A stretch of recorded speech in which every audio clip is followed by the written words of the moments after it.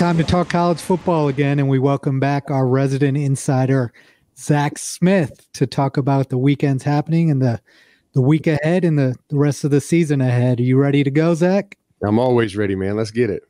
Let's go. You know, the first thing we got to talk about is the pretty much an ass whooping we put on Penn State. It was a little touch and go there at the end, but it didn't ever seem like Ohio State was out of control of that game. Just your review of the game and what you saw overall. Yeah, I mean, I thought it was a great game. I mean, I thought it was a great second game. You know, we forget we're playing Penn State. Usually that's like game 5, game 6. So it's game 2. And I thought it was really good. I thought Justin Fields, again, was just absolutely flawless. He was phenomenal. And Chris Olave, Garrett Wilson, phenomenal. The offensive line in the first half was just moving Penn State. Like, I mean, just you were watching Master Teague hit a hole, and the hole was 3 yards downfield. It wasn't like he's hitting the hole and getting 3 yards downfield. He's like getting into the line of scrimmage 2 yards downfield. It was it's crazy. The line was unbelievable in the run game in the first half. And then Penn State had some adjustments, and the line kind of struggled with them in the second half. But that's going to happen early in the season, you know? And then the defense, I thought the defensive line was just stupid. I mean, Jonathan Cooper was his best game as a Buckeye by far. And the interior D lineman, Tommy Togiai and Haskell Garrett, are probably the two best combo interior D linemen in the country. So it was an excellent game, and people were going to point to things like Shaun Wade didn't play well, and the linebackers played okay, and the tight ends really played poor. But it's game 2. You're going to have a couple guys that have a bad game, that maybe a group that didn't have a great game, and so they'll get it corrected. It's what you expect early in the season. And I think also, I think people need to understand that Penn State has a very good, very talented receiving core, including a freshman that played really well in that game. But the thing about the secondary that kind of concerned me, and this is a question that I've had for a while, Kerry Coombs likes to play man, but over the last few years, we've seen more and more of this development of the trail technique. And what do you think is behind that? Do you think it was because it was game 2 and it was like, okay, let's bend but not break against this receiving core? Yeah. Because personally, I hate when I see that happening. Yeah, you know what? It's not their philosophy anymore. It used to be in the press quarters coverage. It was always trail technique, make them throw the lower percentage throw. But they don't play that way anymore. I mean, sometimes third down they'll play some coverages where they do get in trail intentionally, but they're playing a lot of off coverage in first and second down, and then they do play press and third down and occasionally early downs. But it's definitely not intentional. And I know Shaun Wade, you know, he was in good coverage 2 times, and Jahan Dotson made ridiculous plays. But then he played press man on Jahan Dotson, and the kid, I mean, just broke him off on 2 slants, 1 for a touchdown. And that's just very uncharacteristic. And I would attribute that to so many different techniques. Whereas earlier when Kerry was here the first time, there was minimal techniques. It was really press all the time, and that's all you did. Yeah, and press man's a hard thing to do, right? So if you don't work it enough, you could get exposed a little bit. And Shaun is certainly talented enough. He's good enough to play press against anyone. I would just attribute it to maybe he needs to spend a little more time on press so that he can be a lockdown press corner, you know? Yeah.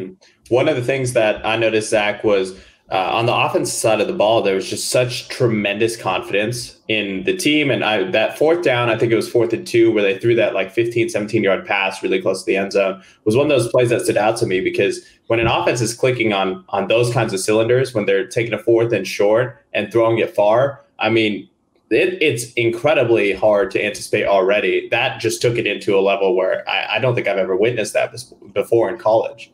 You know what? It's funny. In my career, I kind of reflect on it, and I just did it real quickly when you were talking, because you kind of struck a chord. It's like offenses and defenses take the identity of the guy that's leading them. And I saw it, the good and the bad, right? Tom Herman was a very confident, cocky kind of shit talker. And so our offense had a chip on their shoulder. Then he left, and Ed Warner was dysfunctional and all over the place. And the offense was like, it looked like a clown show. And then Ryan Day comes in, and you're watching some of the best stuff. I mean, I think I watched 15 games the last 2 days, and nobody is on the same level as Ryan Day, what he's doing. And like you mentioned, fourth down, they throw a play action pass for 20 yards. And then some of the stuff he did in the red zone, like Justin Fields goes up, fakes a cadence, looks over to the sideline on 3rd and 3. And the minute the D-line looks over, he just snaps the ball and he gets 4 yards on a quarterback sneak. Like, they're doing so many things that are just like catching people off guard. And Ryan is so confident in his offense. This offense and Justin Fields, are playing confident because that energy just exudes to them, you know? It's really cool to watch. The bootleg passes they've been running have been just astonishing for me because the blocking patterns for those are crazy. They're patterns that you just rarely see, and the execution on them. I mean, I don't think I've seen a quarterback until Fields who has been so consistent throwing on the run. Yeah, and you know what? My favorite thing about some of the things you're talking about, the boots and the nakeds, are it's not a traditional old school boot where he throw it to a tight end, he gets 7 yards. I mean, they're doing it with Garrett Wilson being the crunch receiver going to the flat. They're getting so creative to get the ball into the hands of Garrett Wilson and Chris Olave, and that's what I love. And that's kind of Ryan's MO, is he's going to get the ball to the best players. And so I can't remember the stat. I had it. It was I think Garrett Wilson and Chris Olave have been targeted around 40 times in 2 games, and the rest of the offense in the past game have been targeted like 18. And it's like it's very clear who he's trying to get the ball to. And I think that this is something fairly new for Ohio State, right? Like with Urban, we got the ball in our playmakers' hands, but it was like 5 yards up the field most of the time, and let them make a play. And I think part that you hit on the confidence. Right. It's the confidence. And also it seems like Ryan Day's like, I'm going to keep going to my playmakers until you show me you can stop them. There's never that period of time like, you know, when Ohio State's significantly better, they'll take the foot off the gas and just run the ball and run for the last 3 quarters of the game. Right. That's not happening anymore. It's like, let's keep seeing how our offense can get better. It seems like that's the philosophy now. Yeah. And you know what else? I think it's Ryan's getting the ball to his best players. And I don't think right now the run game is featuring anybody that's just overly dynamic. And so you have a guy like Chris Olave and Garrett Wilson, and even Jeremy Ruckert had a great touchdown. You have guys like that. It's like, am I going to hand it to Master Teague 28 times? Probably not. Like, I'll hand it to him 15 times and throw it to them the other 10, right? Yep. Because they're just more dynamic. Yep. Yeah. Dude, it's watching this offense move in football does the same thing for me that the Golden State Warriors did about 4 years ago. Yeah. It's so beautiful. It's so smooth. It's like there was a QB sneak that I saw one play where just the motion before it going into it was so deceiving. It's like a level of football where the time before the play clock is as much a part of the play as the play itself. And every player commits 100% intensity to that. And that's how you create these really interesting, plays, handoffs, fakes, all of that. And it's just, for me as a fan watching it, it's a beautiful game. It's something we've not had at Ohio State in my lifetime because I grew up in, the Tressel era and prior to that. So I remember watching like just this really, really rough offense being carried by our defense. It's just super rewarding to see us on the other side of the ball now. Yeah, I mean, every play, there's never anything comfortable. Ryan's big thing is he wants to do something every play to make a defense uncomfortable. And, you just simply trade a tight end and then motion a guy. That defense went from one rule to another rule to another rule. And it's like now they're just uncomfortable. They're a little frazzled. And he does it so well, man. And I don't want to just sit here and sing his praises all day long, but he really is. He's the best I see in college football right now. He looks like one of the top 5 NFL offenses, just stuff that you see the Seahawks do, stuff that you see the Chiefs do. That's what Ryan's doing. And nobody else in college, not many people in college are doing it. And I was going to say, you had a tweet during the game, Zach, I believe, that was talking about how this game is just an example of how if you go to Ohio State, you play any role on the team, you're going to have a significant role to play. Do you think that this makes an impact, just being able to watch this from a recruiting standpoint for people who might be, some of those role players that might not be the standout stars, but really make a big impact like a Rucker right now? Well, I'm going to tell you this much. What is going on right now on offense is going to help them in recruiting so much. Not that they need it, but the receiver position has never gotten the ball like they're getting this year. Mm-hmm. And part of it is because they're down at running back. But the other part of it is, Tony Alford can go recruit Travion Henderson, the best back in the country, to come in because we just had JK and he can see what the offense would look like with him. You never really had that. We had Mike Thomas at receiver. You had Devin Smith at receiver. You had Paris Campbell, Terry McLaurin. They're all like, they never had like Biletnikoff type of numbers. Like we always said, it's never going to happen here. Well, you're watching right now, Garrett Wilson, had 11, 12 games, he'd put up numbers that would blow away most Biletnikoff winners. And that's just never been the case. And so you have quarterback numbers, receiver numbers. They're playing with 2 tight ends. Like, who doesn't want to come to Ohio State? Because in Urban's offense, no tight end wanted to come to Ohio State because we threw it to them like maybe once a game. But they knew they'd go. They knew they'd go to the NFL, but they didn't come here to do much at Ohio State. No doubt. But I mean, you look at some of the tight ends that have went on to great careers, like Mike Gesicki's one of them. He was a guy that we were heavy on, and he really didn't want any part because he watched Jeff Hireman catch 1 or 2 balls a game, Nick Vanette 1 or 2, and he's like, yeah, I kind of want to go catch 10. Yeah.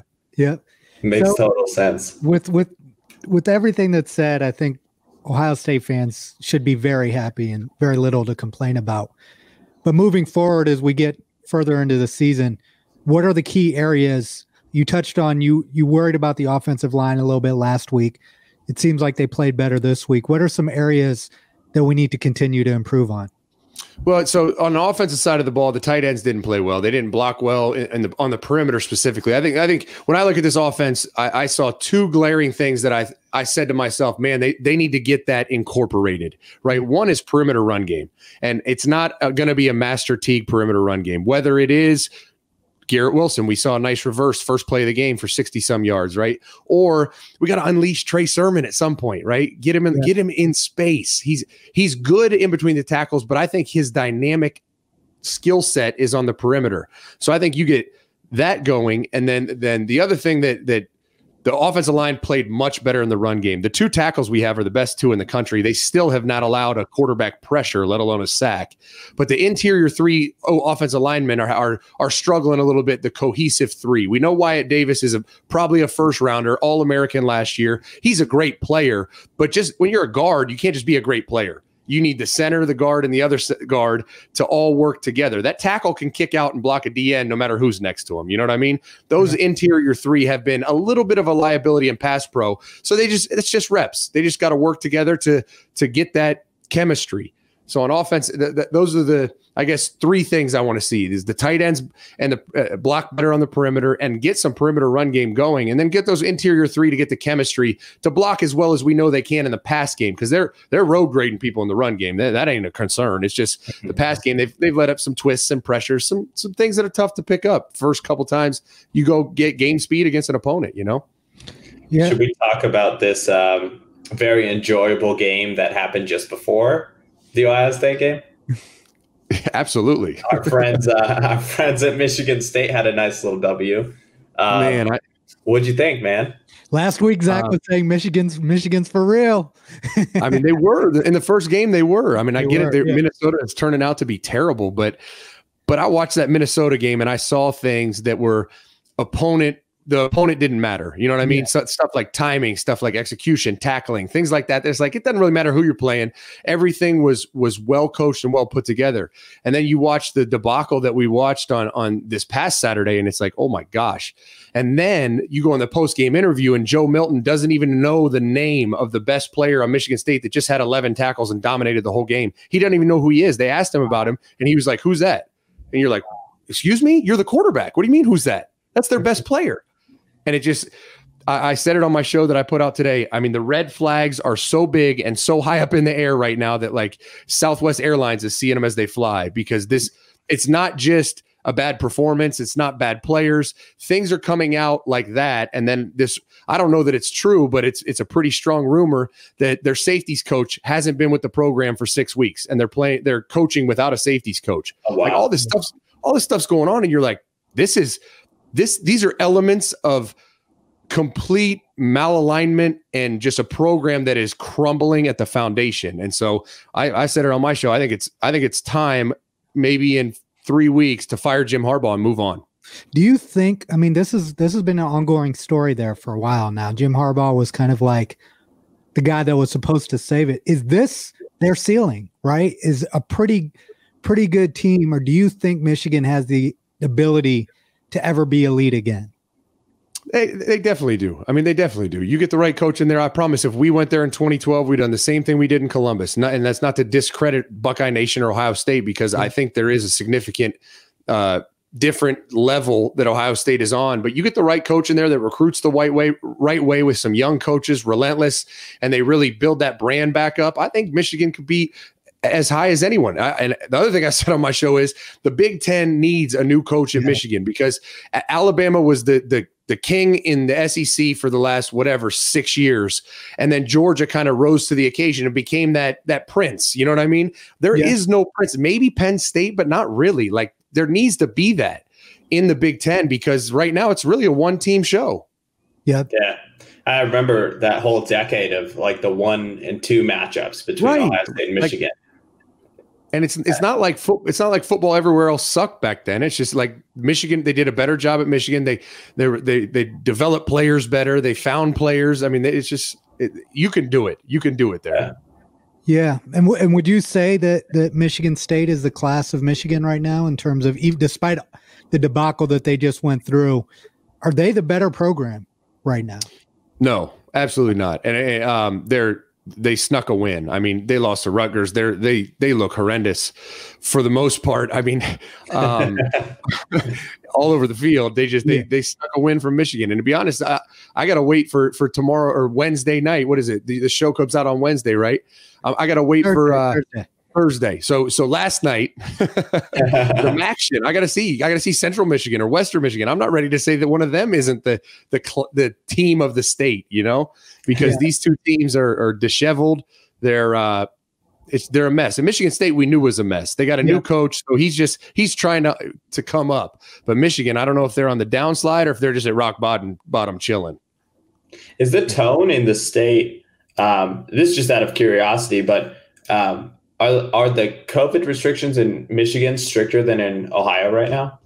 That's a good question. I don't know. I mean, I think the protocols are pretty similar for the football players, but I think from my knowledge, the state has stricter guidelines than Ohio, but the football programs it wouldn't make a difference. Yeah. It wouldn't make a difference. I don't quote me on this, but I think they might be like all online where Ohio State's not. There's a couple things, but the football players are doing the same thing as Ohio State. They're not getting any bad effect from COVID that Ohio State's not dealing with. Right. I mean, a big part of this is recruiting, right? So, and I know you're very tapped in. What is the brand or the profile of Michigan right now in recruiting? I don't know what it's ever been. I honestly don't. It's like they've gone through phases, right? One was we go to, Europe, we go to South Africa, we go to, I don't know, Nova Scotia, wherever the hell they go. It's like, cool, man. That's awesome. How about I go to the NFL, save up money, and I could take my wife? But that was their brand for a minute. And then like they were the first Jordan school. And it was like the coaches were wearing Jordans on the road. And you're like, man, that's really cool. I can buy them too. Like they're scrambling for an identity when their identity should be, we grind, we develop kids, and we put them in the NFL. That's what your identity should be, because that's what every kid wants. Cute Jordans are sweet and everything. And I mean, don't get me wrong, Rome looks beautiful. I've never been, but I'd rather go get developed and go to the NFL and have a great life. Just that's me personally. Yeah. And moving on, I don't know how excited you were about this pick, but a couple shows you've said Oklahoma State looks like the class of Big 12, which I understood the analysis because you got to pick someone, right? But what happened to them on Saturday and the continued state of the Big 12? Well, here's the reality. All right. Texas didn't win that football game. Oklahoma State just gave them the football game. I mean, Sam Ehlinger played about as bad as he could play. He was 1 of 7 on deep balls, completed 50% of his passes, 5 of 13 over 10 yards, 44% under pressure. Like every indication of poor quarterback play, he hit the nail on the head. Yeah. And then you look at how Texas scored, and I did a breakdown. So here was their scoring drives. They had a 15-yard scoring drive for a touchdown after they got a fumble on the 15-yard line going in. They had one drive, a 75-yard drive. That's the only drive in the whole game. Then they had an interception to the 8-yard line and they scored. They had a fumble to the 20-yard line and scored, a fumble at midfield and scored, and a kickoff return for a touchdown and scored. So it's like they turned the ball over 100 times and gave it to them right on the doorstep. And it was just a sloppy game. And then I don't know if you saw it, but Texas scored the first overtime series. Oklahoma State gets the ball. They drive down. On third down, it's like 3rd and 4, 3rd and 5. They run this unbalanced play, and it's like a naked, like what we're talking about, Ryan Day's innovative nakeds. It was beautiful, wide open. And they have like the ineligible receiver running downfield, an offensive lineman running downfield on a route. And you're like, what are they got an ineligible man downfield. And you're like, what are you guys doing? Yeah. It was just so bizarre. And then the kid, the D end or linebacker, whatever he is, outside linebacker at Texas, ended up sacking the quarterback on 4th down and ended the game. And you're like, it's just a shame. They shot themselves in the foot over and over again. And now it's over because a Big 12 team isn't getting in now. It seems like this is the MO, becoming the MO of the almost good enough programs, right? Like Oklahoma State always has talent. They put guys in the NFL at a variety of positions, but they just can't get it done on the field. Why do you think there are so many programs on like that? And what does it take to get to the next level? I think it's just so hard. They're so hard to get, let's say how many guys play, 50 guys on special teams and everything, to get 50 guys, all the coaches, all on the same page, all in alignment, and all working towards a common goal and doing their job, only worrying about their job. It's just so hard to do that you have to have a program built with such discipline and such a culture that it's just hard to do. And a lot of guys, Urban used to do it all the time. In a staff meeting, he'd be like, all right, I want you, everyone go around the room. And, I was always the young guy, so I didn't really have a say, but there'd be coaches that were 30-year coaches, and he'd be like, write down on a piece of paper every staff you've been on where it was 9 strong, 9 coaches that were excellent at their job, did their job, and you didn't have to worry about any position group. Yeah. And I mean, almost every veteran coach was like, yeah, never in 30 years. You're like, I was in Urban's program forever. I'm like, shit, I could pick 5 right now, and I've been in it for 7 years. Yeah.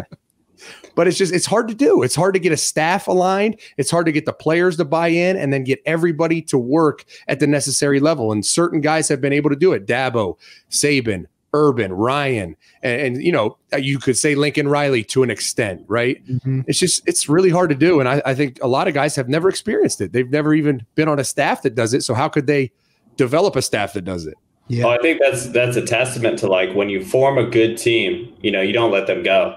Right. I mean, that's why the same coaches have the same assistant. I mean, you were a part of that system, Zach. I mean, I don't have to tell you twice, but good culture. Like I can tell you firsthand just from what we go through on a day-to-day basis with my work. It's just like all I want to do is find the right spots for everybody and just crush it on the culture. And it's like, once that's set, you better believe I'm not breaking that at all. That's staying rock solid forever. But that's the hard part. It's the best when you get it. I think we had it probably, I don't know, maybe twice at Ohio State and probably twice at Florida. But when you get it, it's like it's all you're doing is just trying to push everybody as hard as you can. Like, I'm trying to push my players as hard as I can. Urban's pushing me as hard as I can because you have it. And it's like, oh my God, like this is one of those opportunities where the pitcher accidentally threw a changeup right down the middle. We have to swing as hard as we can to hit this ball because he'll never do it again. You may only get one shot. And it's just so cool when you're in that moment because you like wake up at 4 a.m. You're like, wow, I got to go to work and get going because this is I may never have a group like this. And it's such a cool experience. And I know and being on this other side of it, like you said, it applies to business too.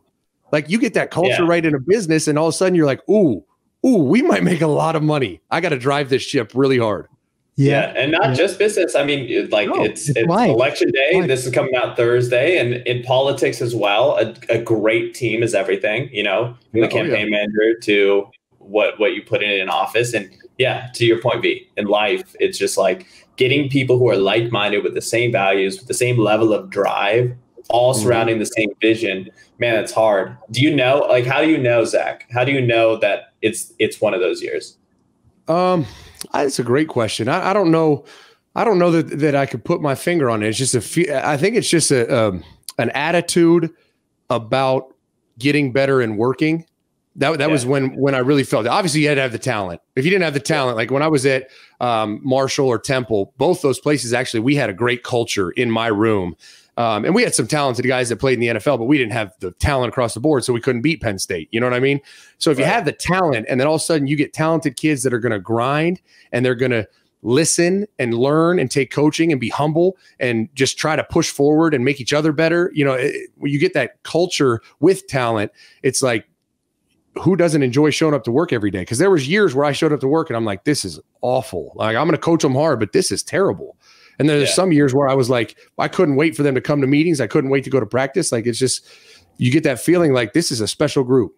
It seems like one of the things that you have to balance in a situation like this is as the team starts to know how good it is, right? Like when the team with Zeke and Bosa came back the next year and they knew how good they were, it became a lot more challenging, right? Like the confidence element, how do you balance that as a coach? Because you want your guys to stay humble, but you still want them to have that confidence. Because I know when I played sports, when I felt like I was the best player on the court, I played the best. Yeah. When I went in there with a different mentality, I didn't play my best. Right.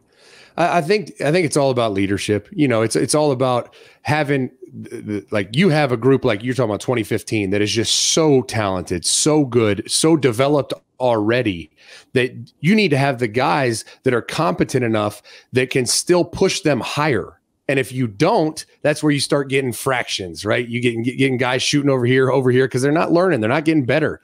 And I mean, you see, Michael Thomas was a great example because he worked so hard in 2015 still because he knew he could still get better. He knew I was going to coach him hard, like, and it wasn't that way at every position group. It wasn't that way in the leadership on offense. And so all of a sudden you get guys that go to practice and they run the same plays. They don't feel like they're getting better and they lose interest. And now it's not a focus, you know? Yeah. Yeah. Speaking of great young guys, kind of the segue to our next thing. We're talking about Tua Tago. I really struggle with his name. Tagovailoa. So his younger brother playing quarterback at Maryland, who I've been following him since he was in high school and since he did all his Elite 11 stuff. But a very poised kid, very calm in the pocket, really, really intelligent. Obviously has that same set of gifts that Tua has. What's your take on him and on Maryland this year? Well, I think it's really cool. I'll give you a little backstory here. So when Jalen Hurts was the quarterback at Alabama, right? They go to play Georgia. He's not getting it done in the first half. Can't throw the ball. They come in at halftime, don't know what to do. So Mike Locksley looks at Nick Saban and said, we need to put the freshman in, Tua. And he was like, are you crazy? We're undefeated with Jalen Hurts. We're not putting Tua in the game. And Locksley said, listen, coach, if you want to win the game, Tua needs to be the quarterback in the second half. And he convinced Saban to bench the Heisman whatever and put in Tua Tagovailoa.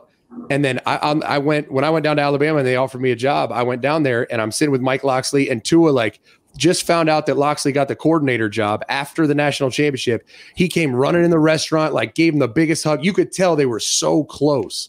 And so when his brother lost the job to Mac Jones, or it was evident he was probably going to, it was done immediately. I'm going to Maryland and be with Locksley. Over. And the minute it happened, I was like, watch out now. Locksley's a smart coach. I mean, he needs some talent, but it was awesome to watch because the kid has talent.